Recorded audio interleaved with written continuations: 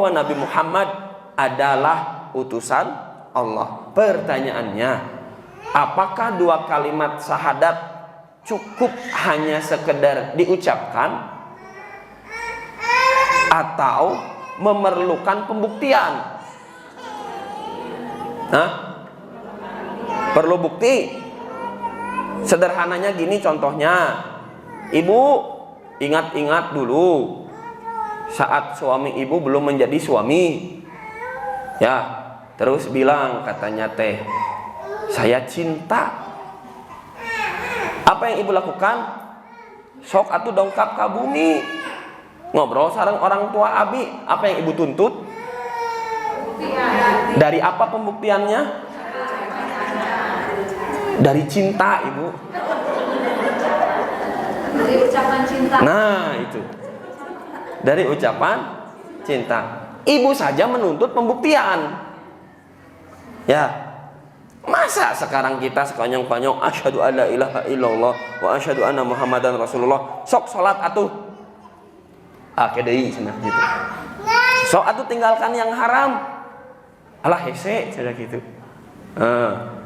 Sok atuh lakukannya yang halal saja. Nu haram wae ge nemu na susah komo di nu halal. Begitu katanya. Apakah yang tidak atau memilah-milah perbuatan yang ingin dia lakukan artinya menjatuhkan pada kekufuran atau tidak? Pertanyaan, paham tuh ibunya? Ini kita nih yakin dalam hati Al-Quran, Sunnah Nabi itu benar, sudah ucapkan kalimat syahadat, tapi saat pembuktiannya kita pilah-pilah. Pertanyaannya, apakah orang seperti ini jatuh pada kekufuran atau tetap ada dalam keimanan? Atas dasar apa ibu menghukumi seorang kafir? Ingat, kata Nabi, kalau seseorang menuduh orang lain kufur dan ternyata di pengadilan Allah tidak terbukti kekufuran itu, maka kekufuran itu kembali kepada dirinya. Hati-hati. Maka ini mengatakan orang lain kufur itu bukan ranah kita, itu ranahnya para ulama. Ya, kita tidak ada ranah untuk itu. Syaratnya itu ya, paham ya?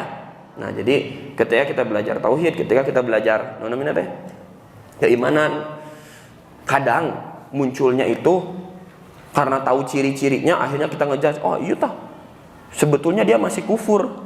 Nggak gitu. Ya, bisa saja dia bukan kufur, dia hanya jahil. Naon jahil teh ibu? Usil. Iya betul, jahil teh bodoh ya. Betul, bodoh, betul. Jahil bahasa Indonesia usil mah ya. Bisa saja dia itu jahil, hanya ada pada kebodohan. Bodohnya apa? Bodoh tidak memahami syariat. Bukan ada dalam kebodohan tidak memahami akidah, bukan. Misal, nah ini mah ya. Nanti itu mah panjang lagi bahasannya. Jadi ketika kita mengucapkan syahadatain bukan berarti cukup. Punten ibu ya, pilih di antara ibu ada yang suaminya mu'alaf, kemudian sudah bertahun-tahun ditunggu sholatnya, tidak sholat-sholat, tolong diberi paham. Beri paham lah ibu tah. Tolong diberi paham bahwa tidak cukup menjadi Islam itu tertera dalam KTP atau sekedar mengucapkan syahadat. Karena kita sayang kepada suami, karena ibu sayang kepada suami, kasih tahu bahwa syahadat itu menuntut pembuktian, dan pembuktiannya lewat apa? Lewat definisi yang ketiga, yaitu apa?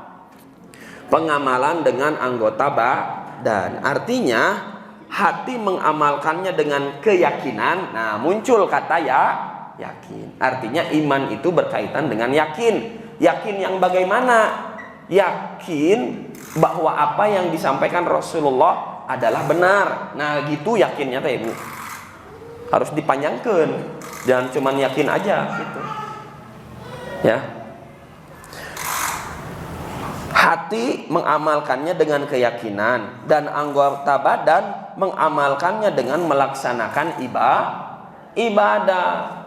Ibu, ibadah itu ada dua macam.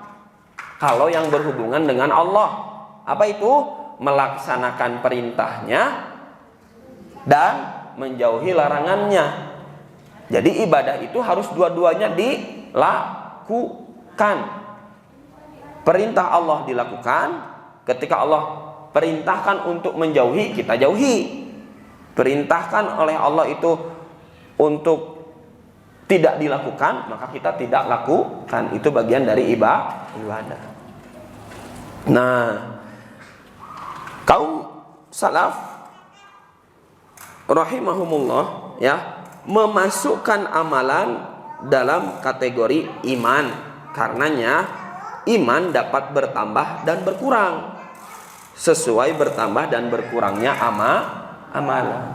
Maka teteh ibu, seseorang yang berkurang amalnya tidak serta-merta jatuh pada kekufuran. Seseorang yang sedang turun amalnya tidak serta-merta dia itu terjatuh pada keluar atau kemurtadan. Tapi bisa saja imannya sekedar melemah. Tapi iman sekedar melemah itu bukan perkara ringan, bukan perkara yang boleh disepelekan. Ini harus diwanti-wanti dan diperhatikan ya. Jadi iman itu yazidu wa yanqus. Iman itu bisa bertambah dan bisa berkurang. Teteh ibu mungkin mengalami. Di sini ada yang mengalami dulu sempat ngaos di Sukamana, terus muntabernya teh lama gitu, tidak berhenti-berhenti, mundur tanpa berita. Sekarang ngaos lagi. Coba diingat-ingat, betul tidak bahwa saat ngaos di Sukamana itu sedang naik, saat tidak ngaos itu sedang turun. Syukur kalau tidak ngaos di sini tuh ngaos di tempat yang lain. Itu mah abi nggak bahas yang itu. Ini mah yang udah nggak ngaos itu gitu tuh. Itu pasti ada penurunan level imannya. Sekarang ngaos lagi, maka ada kenaikan level iman. Gitu ibu ya. Jadi teteh ibu jangan merasa kumahnya. Jangan merasa parno, ketakutan berlebih. Aduh, ini mah saya pasti kudu syahadat deui ieu mah ya. Saya sudah keluar dari Islam. Enggak. Tapi juga bukan berarti tadi santai-santai tenang we dah. Saya mah masih Islam, saya masih iman, cuman lagi levelnya aja. Nah, maka pun sama dalam beragama, ada yang kasar we ibu mah. Ada yang lampau dan ada yang masa kini. Maka kita ambil dari yang masa lalu supaya lebih jernih. Begitu ya. Nah, itulah makna salaf. Dalil kaum salaf sangat banyak. Di antaranya ialah yang pertama, firman Allah Ta'ala, Quran surat Al-Muddathir ayat 31, yang artinya,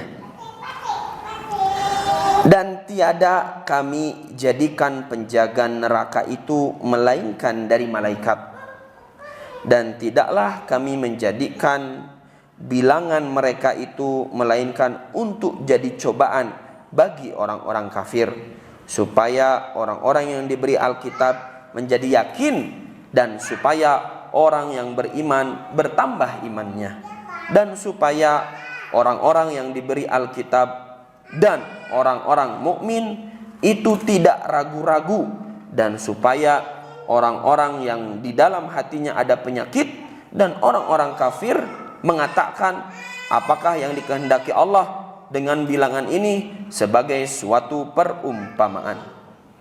Ya, Ibu ya. Di sini Allah menyampaikan ya bahwa iman mereka bisa bertambah. Nah, jadi iman itu apa? Di dalam hati itu kita bisa bertambah dan berkurang. Dan juga Allah menguji kita, karena dengan ujian itu ada orang yang yakin, yang bertambah, ada orang yang bisa jadi malah jatuh pada kekufuran. Maka ujian itu dikirimkan untuk menguji, ngetes kualitas keimanan kita atau menaikkan level keimanan kita. Kalau tidak berhasil, maka bisa jadi jatuh pada kekufuran. Itu. Kemudian dalil yang kedua, firman Allah Ta'ala, Quran surat Al-Anfal ayat 2 sampai ayat 4. Artinya, nah ini pembahasan terakhir ya Ibu ya. Sesungguhnya orang-orang yang beriman ialah mereka yang bila disebut nama Allah gemetarlah hati mereka. Alladzina amanu idza apa Ibu?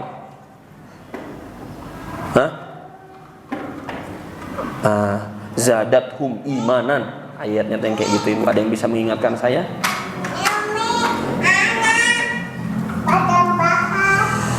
Sesungguhnya orang-orang yang beriman ialah mereka yang bila disebut nama Allah gemetarlah hati mereka, dan apabila dibacakan wa idza tuliyat alaihim ayatuhu zadathu imanan. Nah itu. Dan apabila dibacakan ayat-ayatnya bertambahlah iman mereka karenanya. Kata Ibu, karakter orang beriman itu kalau dia mendengarkan Al-Quran dalam arti juga memahami apa yang sedang ia dengarkan, biasanya orang beriman akan bertambah keimanannya. Ya. Dan hanya kepada Rabb mereka bertawakal, yaitu orang-orang yang mendirikan sholat dan menafkahkan sebagian dari rizki yang kami berikan kepada mereka. Itulah orang-orang yang beriman dengan sebenar-benarnya. Di sini Allah menjabarkan bahwa keimanan atau dalam hati seseorang yang mengaku dirinya beriman itu menuntut amal perbuatan seperti sholat.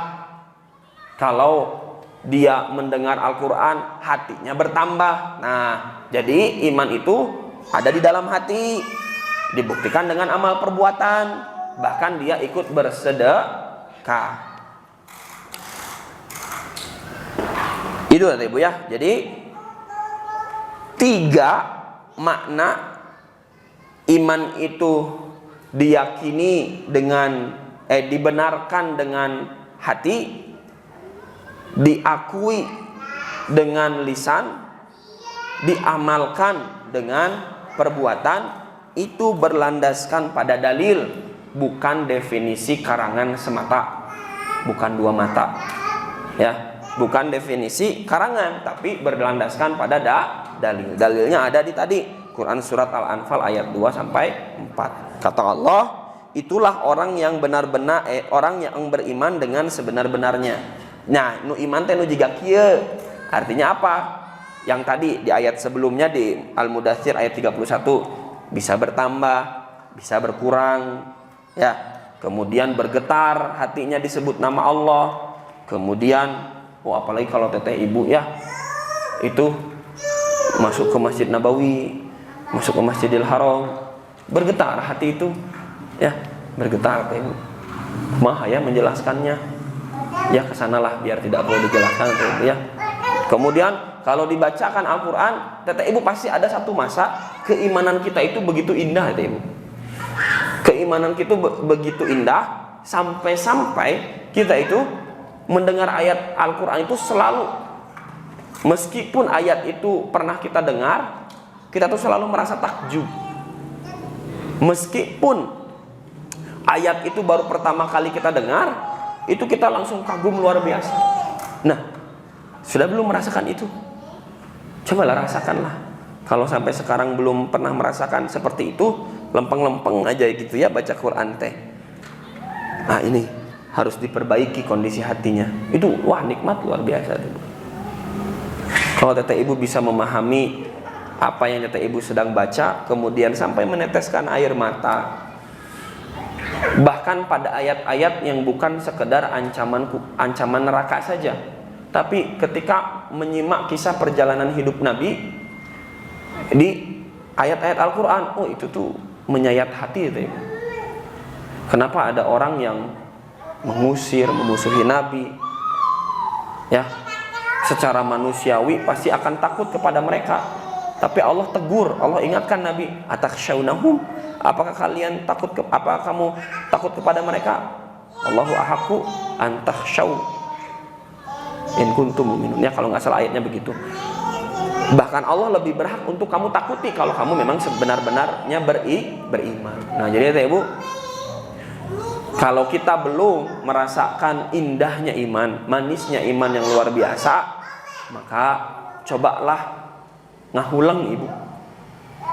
Ngahuleng. Kenapa hati saya seperti ini? Kenapa sekeras ini? Kenapa ketika baca Quran, baca artinya, jangankan tersentuh, liur, ali teuing cenah gitu. Tidak ada sedikit pun bergetar. Nah, maka ini kita perlu sedikit ngahuleng katanya. Sedikit merenung. Kenapa kok kita seperti ini? Apakah kegiatan kita selama ini hanya rutinitas saja, tidak berefek pada hati kita? Kok bisa? Nah, itu harus kita renungkan. Karena nanti Teh Ibu lah yang akan mendapat jawabannya. Karena kan tiap orang beda-beda ya. Ada yang karena A, karena B, karena C. Ada yang karena hartanya mungkin. Ada yang karena niatnya saja yang salah. Ada yang karena menjalani itu semua masih dengan bimbang dan sebagainya. Teh Ibu pasti yang merasakan masing-masing. Maka Teh Ibu, dua ayat ini mengingatkan kita bahwa iman kita itu bisa bertambah dan berkurang. Salah satu ikhtiar supaya iman kita selalu kuat, maka carilah lingkungan yang baik. Bertahanlah dengan teman yang selalu mengajak pada amal soleh. Genggamlah kuat-kuat pertemanan Teteh Ibu. Apabila memiliki pertemanan yang ada dalam ketaatan, itu bisa membantu menambah keimanan kita. Kemudian yang kedua apa tadi? Kalau mendengar asma Allah, kalau mendengar ayat-ayat Al-Quran, maka haruslah bertambah keyakinan kita, bergetar hati kita. Kemudian perbanyaklah amal soleh, perbaiki kualitas amal soleh. Insya Allah Allah akan memberikan petunjuk dan hidayah untuk kita semua. Itu saja Teh Ibu untuk sore kali ini. Mudah-mudahan bermanfaat. Insya Allah kita lanjutkan di poin ketiga, halaman 149 Teh Ibu ya. Tolong dicatat halamannya juga Teh Ibu ya. Pilih hilap. Jazakumullah khairan. Barakallahu fikum. Aqulu qouli hadza wa astaghfirullaha li wa lakum. Wassalamualaikum warahmatullahi wabarakatuh.